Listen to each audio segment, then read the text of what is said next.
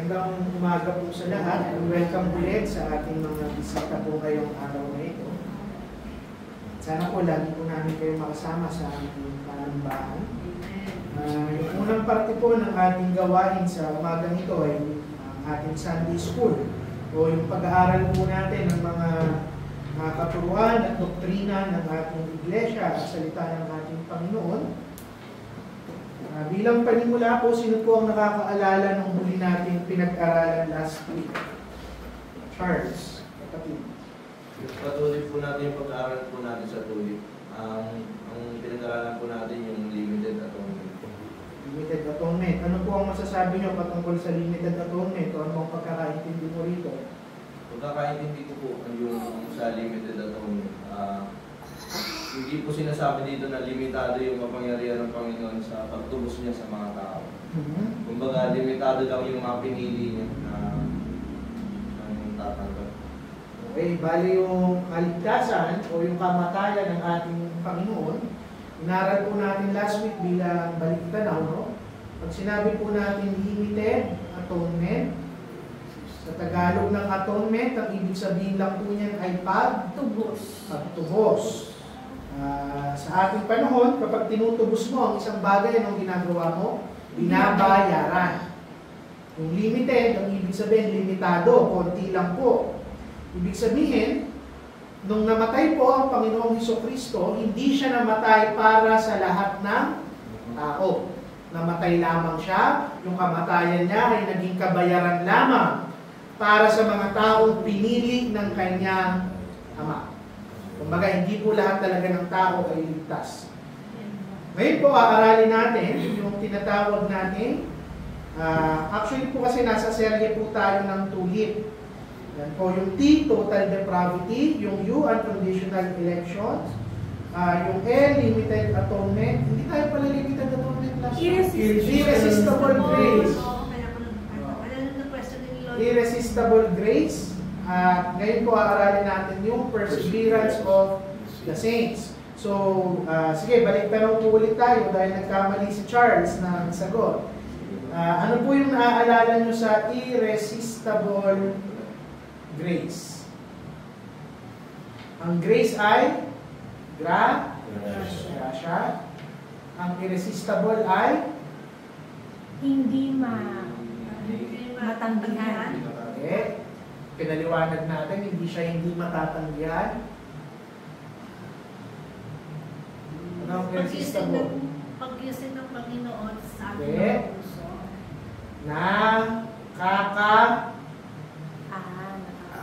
Nakakaakit na grasya ng ating Panginoon. Sabi, kaakit-akit. Ibig sabihin, wala pong niligtas ang Panginoon na sa pilitan niyang niligtas. Binago ng Panginoon ang ating mga puso at nung binago niya ito, nakita natin yung kagandahan ng kanyang persona at kusa tayong lumalapit sa ating Panginoon. Ngayon po, sa panghuling parte ng ating serye, ay meron po tayong tinatawag na perseverance of the saints. Kaya ano po, nahihimayin po natin to at ipapaliwanag natin ng mas mababaw na salin. Pag sinabi po natin perseverance sa Tagalog, pagpapagal. Pag inaral niyo po yung salitang pagpapagal, hindi lang yan basta pagtatrabaho o pagkilos. Actually, kasama dyan sa root word niyan o pinagsimulan niyan ay yung salitang pagtatagal. Ibig sabihin, yung pag ikaw ay naligtas at ikaw ay naging isang Kristiyano, yung kaligtasan mo, yung kabanalan mo, yung pag-ayos ng buhay mo, nagtatagal hanggang sa ikaw ay mamatay. Hindi po nawawala ang kaligtasan. Ngayon, simulan po natin himayin yung doktrinang to.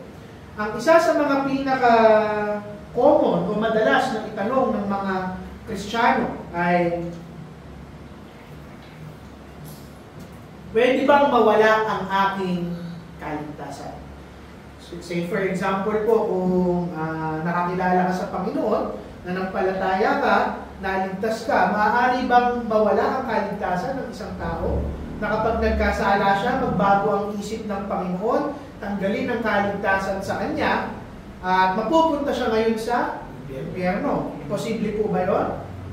Ang sagot ay hindi. Dahil ang sabi natin, meron tayong tinatawag na perseverance o yung kaligtasan natin at kabanalan natin ay nagtatagal at tayo ay magpapagal. Ngayon po, marami tayong nakikitang mga tao na kung saan, maaari na kung saan dati ay parte sila ng isang iglesia, nananampalataya sila, Kristiyano sila, nabautismohan sila, pero bigla nilang naisipan na kung saan, ayoko nang maging isang Kristiyano. Titigil na ako. Ngayon, magkakaroon ngayon ng tanong ang bawat isa. Itong taong ba ito, ligtas ba talaga sila? O di naman, naligtas sila, kaya lang nawala sa kanila yung kaligtasan ng pagiging Kristiyano nila. Alin kaya sa dalawa ang tamang sagot? Charles at si Eloni.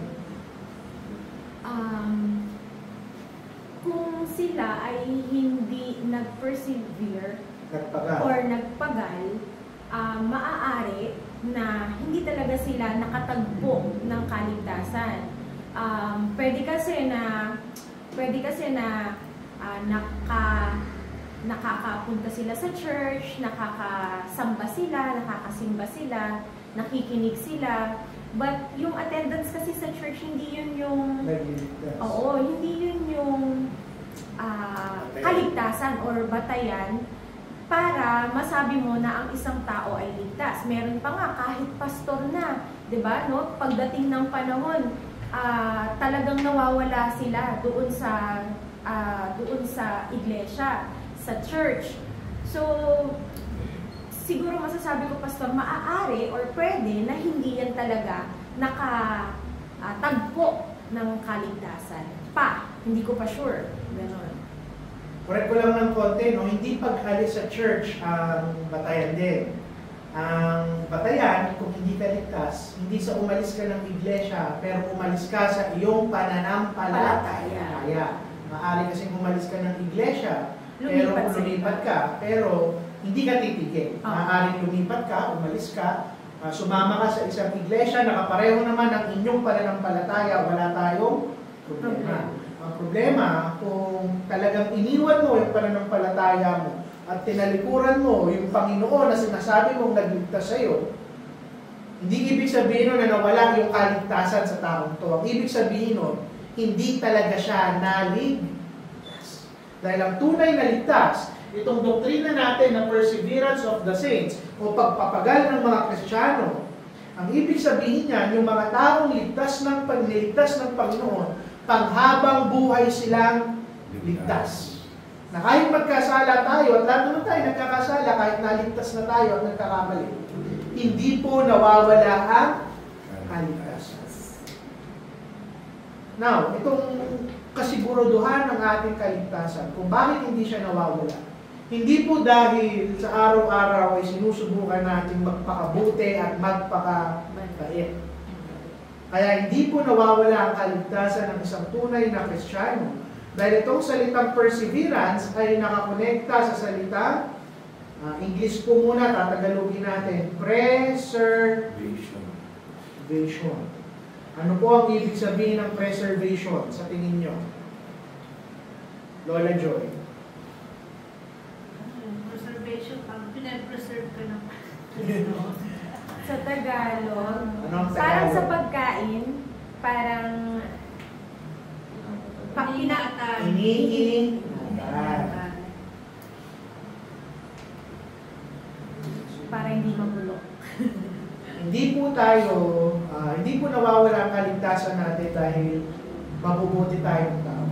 Inaamin natin na kahit ang mga Kristiyano, katulad ng mga hindi mananampalataya, pare-pareho lang tayong makasalanan. Walang mas mabuti, walang mas mabait. Kinahawaan tayo ng Panginoon, iniingatan tayo ng Panginoon, kaya tayo nagtatagal. Hindi tayo nagtatagal sa Kristyanismo dahil pinipilit nating maging Kristiyano at magpakabuti. Nagtatagal ang tunay na Kristiyano sa kanyang pananampalataya dahil iniingatan siya ng ating Panginoon. Hindi siya pinapahintulutan ng Panginoon na bumitaw. Na para tayong tinatawag natin ang mga sarili nating anak ng Diyos. Kapag ikaw may anak kang bata, hinawakan mo yan, kunwari nasa mall kayo. Yung bata na yan, kapag nakakita na yan ng laruan, kung siya ang nakahawak sa iyo, anong gagawin ng bata? Bibitaw yan. Pero kung isa kang matinong magulang at iniingatan mo yung iyong anak, hindi mo hahayaan na siya yung nakahawak sa iyo, ikaw yung nakahawak sa kanya. At aminin man natin sa hindi bilang mga Kristiyano, maraming araw at oras sa buhay natin, binibitawan natin ang ating Panginoon. Na parang isang bata na kapag may nakita tayo dito sa mundong to, na gusto ng ating laman, ng ating mata, ng ating pakiramdam, bumibitaw tayo sa Panginoon, pero pasasalamat sa Kanya, dahil siya bilang magulang, hindi niya tayo binibitawan. Sige po, Lolo Mac, may gusto po. Yan, yung preservation or perseverance, hindi yan nagtuturo na, kaya nga, yung seamless perfection sa Kristiyano. Hindi yan yung na perfecto tayo, kailangan hindi tayo magkakamali o magkakasala. Hindi yun. Imposibleng maganap sa tao yung seamless perfection. Katulad na hinaan ng mga ibang iglesia. Opo, pero mamaya, babalikan natin yan dahil magkakaroon tayo ng konting question and answer mamaya. Dahil kailangan din natin matutunan kung paano natin dedepensahan yung ating mga paniniwala. So, una po, himayin muna natin, promise of preservation, o sa Tagalog, ang ibig sabihin natin, yung pangako ng Panginoon na tayo ay iingatan. Yung pundasyon ng pagtatagal ng isang Kristiyano sa pananampalataya ay nakaugat sa pangako ng Panginoon mismo na hindi na mawawala ang ating kaligtasan. So una, binigyan tayo ng Panginoong Hesukristo ng assurance. Pag sinabi natin assurance, kasiguraduhan. Binigyan ka mismo, siya mismo ang nagsabi ng kasiguraduhan. Sa John chapter 10, verse 27 to 29. Ang sabi doon, I give unto them eternal life, and they shall never perish, neither shall any man pluck them out of my hand.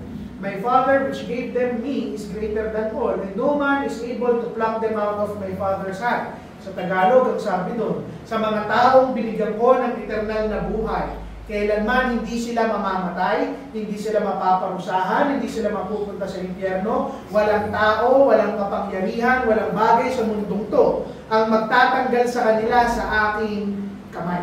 Sabi niya, ang Ama ko sa langit ang nagbigay sa kanila sa aking kamay, at hawak din sila ng aking Ama sa kanyang kamay. Ibig sabihin, yung may hawak sa buhay at kaluluwa ng bawat isang Kristiyano, dalawa. Si Hesukristo at ang kanyang Ama sa langit.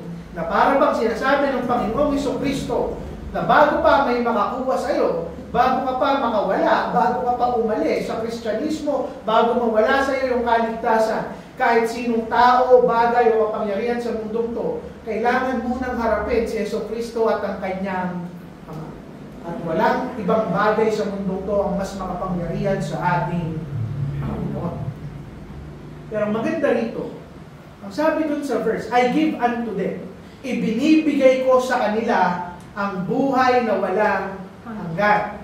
Ibig sabihin, yung buhay na walang hanggan para sa isang Kristiyano, hindi lang nagsisimula pagkatapos niya mamatay. Sa oras na maligtas ka, doon nagsisimula ang buhay na walang hanggan. Pastor, pwede mo bang ibigay yung meaning ng yung kaligtasan na paulit-ulit mong sinasabi? Opo. Pag sinabi po natin kaligtasan, ang ibig pong sabihin niyan, kaligtasan unang-una sa sarili nating mga kasalanan. Pangalawa, pag sinabi natin kaligtasan, kaligtasan sa epekto ng ating kasalanan. At ano yung epekto? Pinakamalalang epekto ng kasalanan, kaaway tayo ng ating Panginoon. Galit sa atin ang ating Panginoon. At balang araw, sinabi sa Biblia, pangatlo, ano ang kabayaran ng ating kasalanan? Saan tayo ililigtas ng Panginoon? Sa kamatayan. At yung kamatayan na ito, hindi po ito yung physical na kamatayan. Dahil mapakristyano ka man o hindi, lahat naman tayo ay mamamatay. Pero sinasabi pong kamatayan doon, yung pangalawang kamatayan. Yung eternal na kamatayan sa dagat-dagatang apoy ng impyerno. Tandaan niyo po na kung saan, bakit natin kailangan ng kaligtasan? Hindi po totoo ang purgatorio. Hindi rin po totoo ang multo na kapag may namatay at hindi pa sila masaya, ay maglilibot sila dito sa mundong to. Hindi po yun totoo. Pag namatay ka, dalawa lang ang pupuntahan mo, langit o impyerno. Ang masakit, kung saan ka man pupunta, yun na yun, panghabang buhay. Walang magagawa ang panalangin ng mga taong nandito sa mundong to, panghabang buhay natin ng titiisin. Pastor, hindi totoo yung sinasabi na pag namatay, gabayan mo po kami. Gabayan mo po kami. Ay, hindi po ito totoo. Daddy o kuya, ate. Hindi rin po totoo na kapag may namatay ay magiging guardian angel. Okay? Although, totoong may mga anghel na may mga guardian angels talaga na ginawa ang Panginoon, pero hindi po yun yung kapag namatay yung mahal natin sa buhay ay magiging guardian angel siya. At hindi rin po yung totoo na sinasabi sa mga pinupuntahan natin Lamay, Bukrol at Libeng na masaya na si mama o si papa o yung aming anak at aming kapatid sa langit. Dahil hindi po lahat ng tao ay napupunta sa langit. Kaya po namin ito itinuturo na napakaganda na kapag tumanggap ka pala sa Panginoon at nanampalataya ka at nagsisi ka, Panginoong Jesucristo mismo ang nagbigay sa iyo ng kasiguraduhan na ibibigay niya sa iyo ang buhay na walang hanggan, ang kaligtasan at ang sabi doon, they shall never perish. Hindi ka kailanman masasaktan at mahihirapan. Hindi po yun sa mundong to, ha? Sa kabilang. So, Pastor, yung rest in peace, pang-Kristiyano lang talaga yun. Hindi lahat ng namamatay, they rest in peace. Hindi po lahat ng namamatay nakakatanggap ng kapahinga. Kabayan. At maraming tao kung saan nagsaya sa mundo ito. Pahinga sila sa mundo ito. Mayaman sila, matalino sila, nasa kanila yung lahat, komportable sila. Pero sa kamatayan nila, wala silang kapahinga. Ngayon, hindi lang po nagbigay ng kasiguraduhan ng Panginoon. Si Apostol Pablo, kung hindi niyo po siya kilala, isa siya sa mga apostol ng Panginoon. Leader. Ibinigay niya at ipinakita niya yung confidence. Anong Tagalog ng confidence?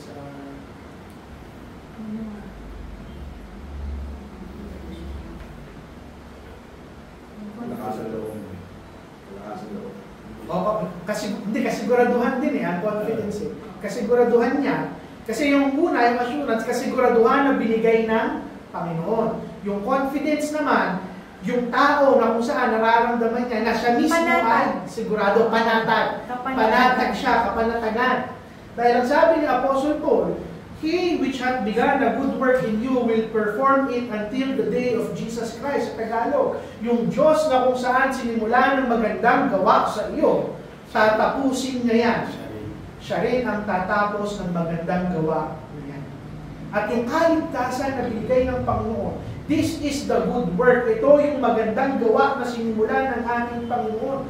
Hindi po tayo yung nagsimula ng ating kaligtasan. Ano po ang sinasabi ng mundo? Kung gusto mong maligtas, magpakabait ka, magpakabuti ka, manalangin ka, pag nagkasala ka, magpinitensya ka, magrosaryo ka, lumuhod ka. Pero kung iisipin nyo, kahit gawin nyo yung lahat ng kabutihan na yan, mabubura ba yan yung kasalanan na gawa mo noon? Hindi. Sino lang ang tatapos ng magandang gawa na ito ng kaligtasan? Walang iba kundi ang ating Panginoong Jesucristo. At dahil perpekto ang ating Panginoon, imposible na hindi niya tatapusin yung isang bagay na kanyang sinimulan. Kaya kung bakit may kapanatagan si Apostol Pablo at kung bakit kailangan magkaroon ng kapanatagan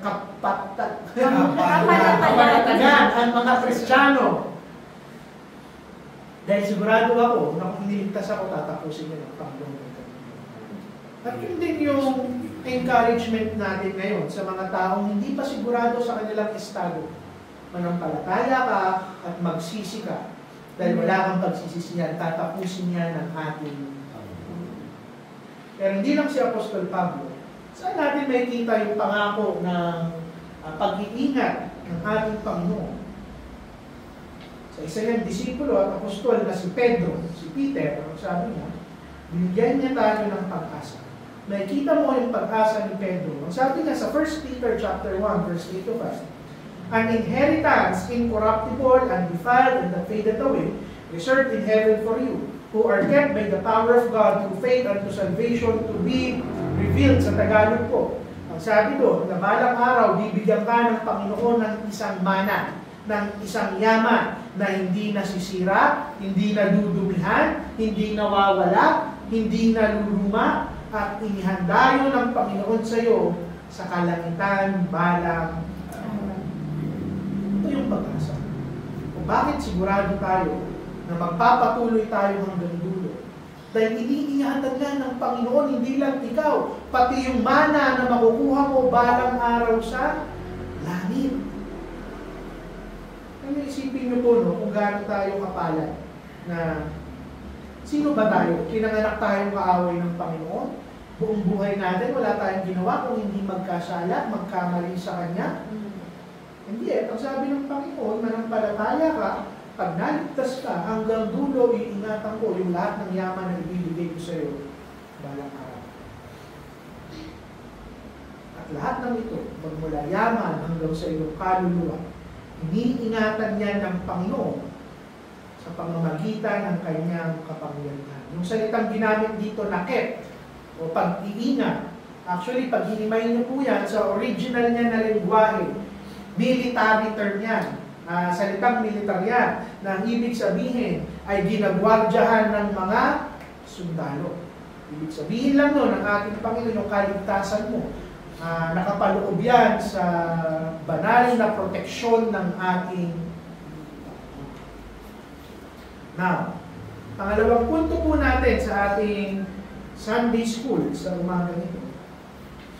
Yung pangako ng pag-iingat ng Panginoon, dapat makita yan sa ebidensya ng ating pagpapagal. There should be evidence of perseverance. O sa Tagalog, ebidensya ng ating pagpapagal. At totoo po na nangako ang Panginoon na iingatan niya ang bawat isang mananampalataya hanggang dulo. Pero paano mo malaman na isa ka sa mga iniingatan ng ating Panginoon? Dapat nagkakaroon ng ebidensya sa iyong buhay. Nakikita dapat yung pagpapagal mo sa kabanalan. Ang isang tunay na Kristiyano na nagtatagal, nagpapatuloy at nagpapagal sa pananampalataya, hindi man perpekto ang kanyang buhay, pero makikita mo na sinusubok niya sa araw-araw na mas maging kamukha ng ating Panginoong Jesucristo. Ang unang punto po ng salitang perseverance ay continuance. Sa Tagalog po, pagpapatuloy. Pag sinabi natin pagpapatuloy, nagtatagal. Ang sabi ni John, yung mga tao daw na umalis sa kanila, hindi sila umalis dahil nagkulang ang Panginoon ng pag-iingat sa kanila. Iniwan nila yung pananampalataya dahil sa simula pa lang hindi talaga sila mga maligtas.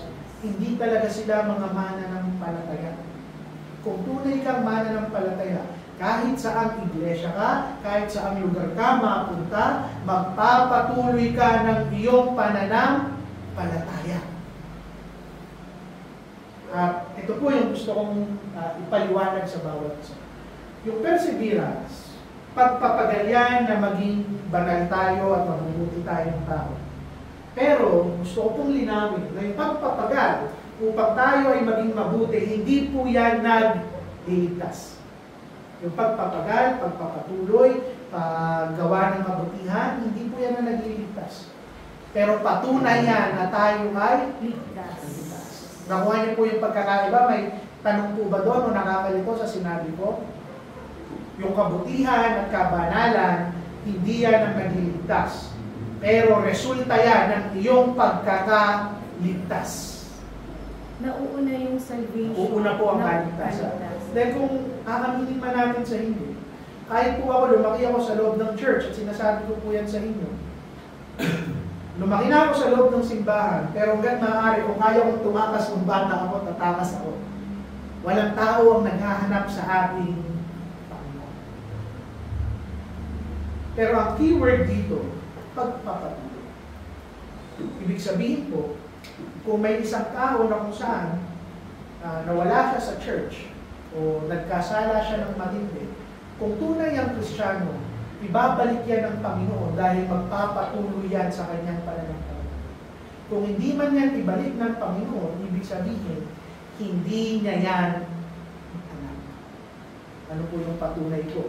Sinasabi natin, anak tayo ng Diyos. May magulang ba na kapag nawala ang kanyang anak, ay papabayaan niya na lang mawala? Hindi. Pero kung ikaw, nakakita ka ng post sa Facebook na may nawawalang bata, di mo kilala. Siguro, i-share mo. Pero gagawin mo ba yung lahat ng makakaya mo para hanapin yung batang to? Hindi. Bakit? Hindi mo siya Anak. anak. Eh kung anak mo yun, gagawin mo yung lahat. May namin punto. Kung may isang tao na nawala sa pananampalataya at hindi siya ibinalik ng Panginoon at hindi siya nagpatuloy, maaari na kung saan hindi talaga siya anak ng Diyos. At talagang napakaganda rin naman ang kasiguraduhan nito. Kung tunay ako Kristiyano, ang sarap din isipin na Kristiyano na ako, pero maraming oras sa buhay ko na nagkakasala ako. Pero hindi ako pinapahintulutan ng Panginoon na mawala sa Kanya. Pangalawa po, kung ikaw ay nagpapagal, o kung ikaw ay iniingatan ng Panginoon, ang ebidensya niyan ay magpapagal ka. Ibig sabihin, magkakaroon po tayo ng fruits of the Holy Spirit. Sa Tagalog ay bunga, ay fruit, tama po. Bunga ng banal na Espiritu sa ating mga Franco. Galatians 5:22-23. Ano yung fruits of the Holy Spirit? But the fruit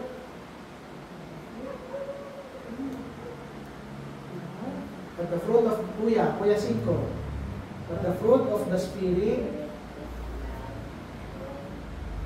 is goodness, faithfulness, gentleness, and self-control. Very good. Ibig sabihin po nun, sabi doon sa sinabi ni Kuya 5 na verse, magkakaroon ng bunga yung ating kaligtasan. Ano daw yun?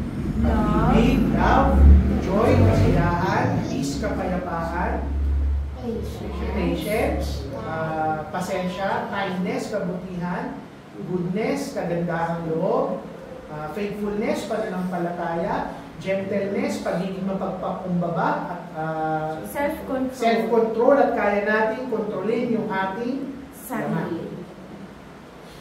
Ibig sabihin ko, itong mga bunga na ito, hindi ibig sabihin niya na bawat isang Kristiyano, sabi nga ni Lolo Mac, hindi tayo mawawala ng kasalanan. Walang perpekto sa mga Kristiyano. Ako, for one, may mga prutas dito ng banal na Espiritu na kung saan kulang pa ako kahit pastor na ako. Ganon din po kayo. At iba-iba tayo ng pagkukula. Siguro yung iba kulang sa pasensya, sa patience. Yung iba kulang sa joy o kasiyahan. Yung iba naman medyo kulang sa gentleness o self-control. Pero, imposible na kung Kristiyano ka, ni isang bunga, wala. Hindi po yan na sa oras na ito tumanggap ako, nanampalataya ako, bukas paggising ko dahil Kristiyano ako, sobrang banal na ako, nasa akin na lahat ng bunga ko. Imposible po yun. Imposible yun. Pero, kasama po kasi sa salitang perseverance o pagpapagal, yung sinasabi natin, sanctification. Sa Tagalog po ng sanctification, yung paglilinis sa atin ng ating Panginoon. Siguro, pag bago ang Kristiyano bukas, hindi pa ganun sobrang kakaiba yung buhay ko. Pero dapat unti-unti sa araw-araw, binabago ka ng Panginoon. At the moment na namatay ka, iba na dapat yung itsura ng buhay mo doon sa buhay mo nung nagsimula ka bilang isang Mananampalataya. kaya nadadapa tayo. Pero araw-araw, dapat mas lumilinis tayo sa harap ng ating Panginoon. And that brings us sa pangatlong punto. Meron pa rin po tayong tinatawag na struggles at falls. Pero, ang pinakamahalaga, meron po tayong restoration. Tatagalogin po natin yung struggle. Pag sinabi natin struggle ay paglaban. Sabi ko po, kahit Kristiyano ka, nakakaramdam ka pa rin ng temptasyon. Minsan natatempt kang magsinungaling, mandaya, magnakaw, pero ang importante, ikaw ay lumalaban. Nilalabanan mo. Ikaw ay nag-i-struggle. Actually, ang pinakamagandang klase ng paglaban sa temptasyon, hindi mo lalabanan. Tatakbuhan. Dahil walang tao ang kayang lumaban sa kanyang temptasyon. Kailangan mong gawin, tumakbo ka, at hindi ka lang tatakbo palayo, tatakbo ka palapit sa ating Panginoong Kristo. Pero may pagkakataon na kahit nag-struggle ka, lumalaban ka, tumatakbo ka, pag sinabi natin fall, bumabagsak pa rin. Ito yung mga panahon tayo ay nagkakasala. Pero ang katotohanan niya, kung iniingatan ka ng Panginoon, meron tayong tinatawag na restoration. Pagbabalik ng Panginoon, pagpapatawad ng Panginoon, at pagsasaayos ng Panginoon sa iyong buhay. Bakit? Bakit kailangan kang ibalik ng Panginoon? Dahil kung iniingatan ka niya, kailangan mong magtagal sa pagpapagal. Yun yung perseverance. Ngayon po, meron po ba kayong tanong? Bago tayo mag-proceed sa susunod nating punto, o magtuloy sa susunod nating punto. Meron po tanong? Kayo po mga nanay, may tanong po kayo. Malinaw po ba yung tinuturo natin na unawakan niyo po? Nanay Claire, kayo po may tanong? Si nanay, tanongin natin. Kung ayaw niyo po magtanong, mamaya po ako ang magtatanong. Okay po. Pangatlo, itong doktrina na ito, binibigyan tayo ng comfort o ng encouragement. Bakit? Unang-una, kung iisipin mo na nagtatagal ka at nagpapagal ka, hindi dahil sa sarili mong lakas, karunungan at kabutihan, pero dahil hawak ka ng Panginoon at iniingatan ka niya. Hindi po ba yung mas masarap isipin? Na ang buti ng Panginoon, dahil yung ibang tao o relihiyon, nagdedemand sila sa akin na kailangan kong gawin yung lahat ng bagay na to para ako ay maligtas. Pero katotohanan ng salita ng Panginoon, ang sinasabi niya lang, magtiwala ka dahil kapangyarihan ko ang may hawak sa iyo. Hindi abilidad mo. Mas masarap isipin ako saan, hindi abilidad ko. Dahil kung abilidad ko, yung basihan, kung magkasala ako, wala na. Pero dahil ang basihan ng kaligtasan ko ay ang kamay ng Panginoon, na kahit ilang ulit akong bumitaw sa Kanya dahil matigas ang ulo ko bilang anak, hindi niya ako binibitawan. Pangalawa, itong kasiguraduhan na ito, hindi ito pwedeng gamitin lisensya para magkasala. Maraming tao sasabihin, teka lang, parang may mali sa doktrina nyo. Kasi kung iniingatan naman ako ng Panginoon, ibig sabihin, kahit ilang ulit akong magkasala, hindi mawawala sa akin ang aking kaligtasan. Tama o mali? Mali. In a sense, tama yun. Kahit magkasala ka, hindi yun mawawala.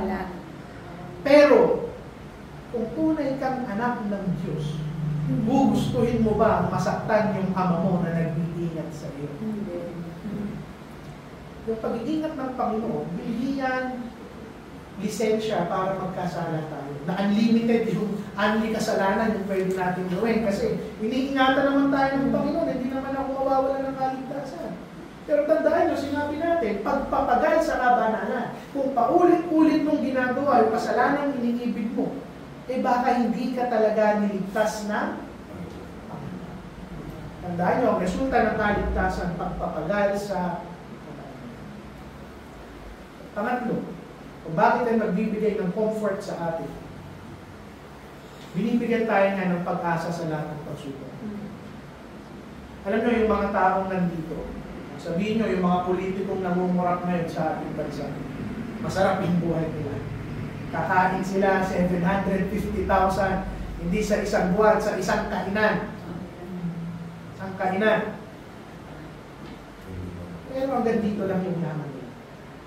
Sabihin mo, tayo mga Kristiyano, gutom, hirap, kulang, pinagtatawanan, kinukutya. Pero alam natin, yung hirap natin hanggang dito lang sa buhay na to. Pagkatapos nun, ang pangako sa atin ng Panginoon, iingatan niya tayo upang manahin yung lahat ng yaman niya sa kalangitan.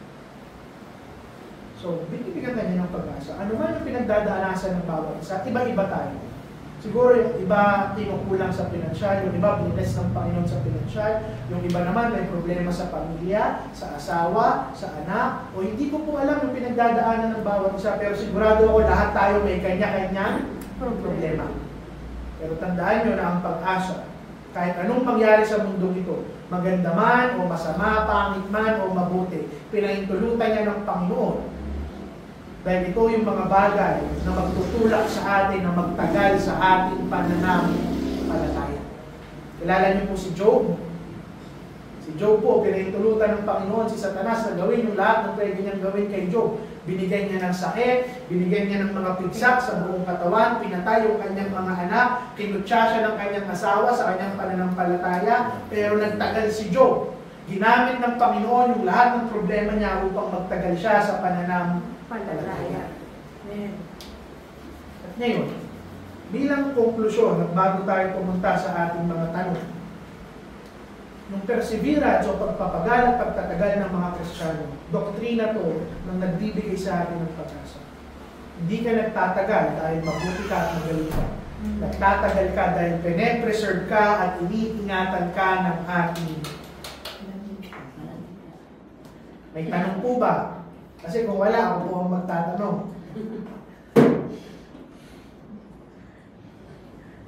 Meron po? Wala. Magsiswitch po muna ako. Kung wari, hindi ako pastor. Kung wari, hindi ako mananampalataya. Kung wari, atheista ako sa labas. Okay? Ang tanong, sasabihin ko, sabi ng Biblia nyo, sa Matthew 24:13, but he that shall endure unto the end, the same shall be saved. Literal, ang sabi dun sa verse, kung sino lang yung magtatagal, siya yung maliligtas. Hindi sinabi nun na kung sino yung ligtas, siya yung magtatagal. Lola nyo, paano nyo po sasabihin?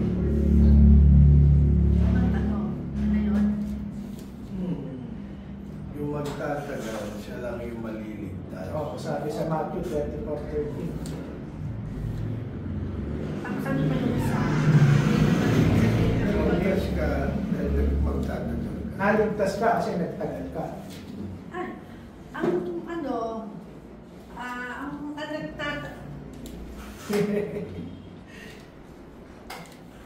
ang magtatagal, yung mga ayun yung una. Ang ligtas ka, kaya dapat mong magkaya magtatagal ka. Pero hindi po yun yung sinabi sa Matthew 24:13. Ang sabi doon, kung sinong magtatagal, siya ang maliligtas. Oo, yun. Sino magtatagal, siya maliligtas. So naligtas ka kasi nagtagal ka sa kabutihan. Sa sarili mong gawa. Ay, hindi. Hindi. Nasa... Paano po natin sasagutin yun?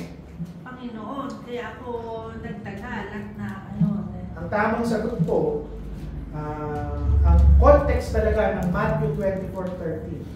Hindi po nung sinasabi na depende ang kaligtasan sa perseverance mo. Pero ang sinasabi nun, katulad ng tinuro natin kanina, ebidensya ng kaligtasan ang pagtatagal. Kaya kung sino ang nagtagal, siya ang ligtas.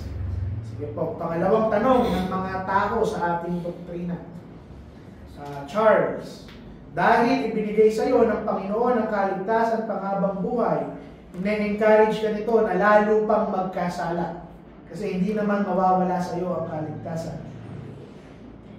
Dahil sabi nga sa Romans 6:1, Shall we continue in sin that grace may abound? Magpatuloy daw tayo sa pagkakasala para mas makita yung grasya ng Panginoon. Tama o mali?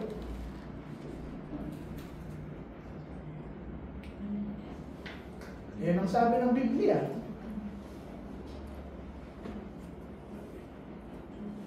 Glory. Romans 6:1 lang ang sabi. Shall we continue in sin that grace may abound? Magpatuloy tayo sa kasalanan para mas makita ang grasya ng Panginoon.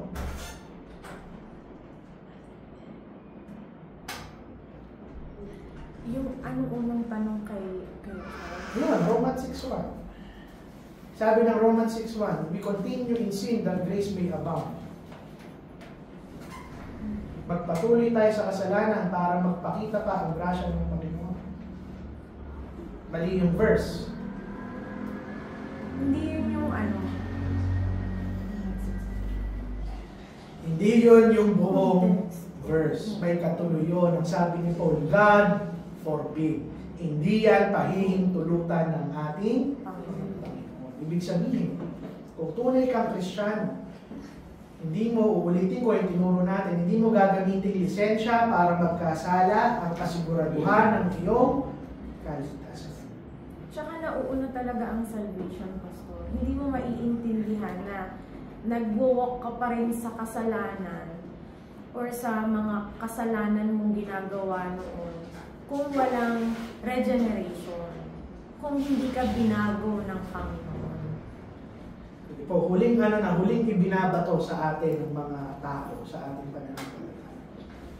Kung sigurado na ang kaligtasan ng mga mananampalataya, para saan pa yung mga warning ng ating Panginoon sa Biblia? Na huwag mong gawin to, huwag mong gawin yan. Para saan pa yung warning? Sigurado naman pala yung kasalanan, yung kaligtasan mo. Kasi dapat ang winawarn mo lang yung mga taong hindi ligtas. Actually, standard kasi yun ng Panginoon. Yung utos. Warning ang tinatanong ko, hindi lang utos. Warning. Na kapag ginawa mo ito, mapupunta ka sa impyerno. Para saan pa yung warning? Kung sigurado ka naman ng kaligtasan mo, useless yung warning. Kasi kakaiba tayo nung mag-iingat sa atin ng Panginoon eh. Yung warning sa Biblia, sa salita ng Panginoon, ay pamamaraan niya para tayo ay ingatan. Parte yon ng preservation ng ating Panginoon. At yung warning na yan, ginagamit din niya ng Panginoon bilang kasiguraduhan natin. Ang sabi doon ni Paul sa Philippians, work out your own salvation. Ipakita mo na ikaw ay talagang tunay na ligtas. Yun lamang po ang ating mga tanong. Mas naguluhan pa kayo or ayos lang po? May tanong po kayo, kahit sino po sa ating mga miyembro at attenders? Siguro, Pastor, dagdag lang. Sige po. Since kanina nabanggit natin si Peter. Maganda yan. Si Peter, ano siya eh, ginawa niya na yung pinakagrabing pwede mong gawin. Tinanggi niya. I-deny mo yung Diyos. Not only once, pero 3 ulit niyang i-deny. Tinanggi niya. Tapos, no, susundan natin, isa sa leader ng 12 eh. Nag-ano pa siya, di ba? Wala na yung Panginoon nung namatay na. Mangingisda na lang ang yun na lang gawin natin. Kasi sa mga tumakbo. Tumakas siya, iniwan niya talaga eh. Lumayo siya sa laban. But still, pagdating sa 1 Peter, makikita natin na siya ang isa sa may pinakamatibay na pagpapalag ito sa perseverance. Kinausap sa uli ng Panginoon, before tinanong siya, sinabi siya, feed my flock, take care of my flock, di ba? Sipin niyo, 3 times yung dininay, pero 3 times yung tinanong ng Panginoon. So, makikita natin, ano yung sinabi niya ng Panginoon after Peter? Sabi ng Panginoon, pinapanalangin ko si Peter. So, kasama, pananukot ba? Kasama sa perseverance ng mga pinili, yung intercession ng Panginoon. Sa kanan. Totoo po yun. Jesus. At yung intercession din ng Holy Spirit. Alam natin yun, na nag-i-intercede siya sa bawat pinili niya. Kasama yun sa perseverance at preservation ng mga santo, ng mga hinirang. Huwag natin kalimutan yun. Yun. Kaya po doon talagang, siyempre, malalim to kasi nakakabit to halos sa lahat ng ating inaaral sa ating mga doktrina. Kakabit mo siya sa pagpili, paghiran, predestination, ikakabit mo siya sa pagbabago ng Panginoon, pagliligtas sa iyo. Lahat yan nakakabit dyan. Kaya pag sumablay tayo dyan, babanggayin natin lahat ng pinag-aaralan natin. So yun lang yung gusto ko yung pag-i-intercede ng Panginoon at kasama dyan. Yan niyo po may paliwanag ko ng mas para for the benefit ng lahat ng nakikinig. Pag sinabi po natin intercede, pumapagitna ang Panginoon sa atin at sa Kanyang Ama. Na kung bakit tayo nagtatagal at nagpapatuloy dahil nandun siya sa langit, ipinapanalangin tayo, dinidepensa tayo, sa tuwing magkakasala ka, ipapakita niya sa Kanyang Ama yung Kanyang mga sugat na Ama, binayaran ko na ang kasalanan ng inyong mga Sabi po sa Revelations na balang araw may kita niyo yung Panginoon. Kahit pag-akyat natin sa langit, yung itsura ng Panginoon, kung ano yung itsura niya na para siyang tinatay na lamp, ano pong Tagalog, na tupa, fresh pa rin yung mga sugat ng ating Panginoon. At tuwing magkakasala ka, kung bakit ka pinapatawad ng Panginoon tuwing hihingi ka ng kasalanan, kasi nandun yung ating Panginoong Jesucristo para siyang isang abogado na pumapagitna sa iyo at sa Kanyang Ama at sasabihin niya, Ama, yung kasalanan ng iyong anak na pinili, binayaran ko na, tingnan mo ang aking mga sugat. Yun po yung intercession, intercede, pumapagitna siya sa atin. Okay? Malinaw po yung explanation natin. Sige po, kung wala na pong tanong at wala nang gustong mag-share, tapusin po natin sa Panginoon, salamat po sa araw na ito, sa pag-aaral namin ng muling parte ng doktrina ng kaligtasan ng iyong grasya, Panginoon. Nawa ay may napulot kaming lahat at higit sa lahat, tumatag ang aming pananampalataya. Na-encourage kami, nabigyan kami ng kapahingahan, Panginoon, at sa mga taong hindi pa sigurado sa kanilang estado, nakita nila sa nawa, Panginoon, ang kagandahan ng pagiging isang ligtas at nananampalataya sa iyo. Patawad na sa aming mga kasalanan. In Jesus' name we pray. Amen. Sige po, break po muna tayo. Kung gusto pong umihi.